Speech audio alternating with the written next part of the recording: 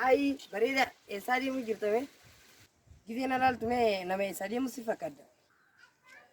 Ani amma dhugaa himu gizeen akkana silaalu nama maal godhee deemuu na fakkaata ni beektaa? Nama holii dalagatee deemuu na fakkaata. Awwa mi'a gizee kana naan jettu kana naal taa'ee mi'a anuma duraan. Awwa nurraa gattaa eenyutti gattaa miti. Hommee walii amma gattee eenyu hojjaa seenaa.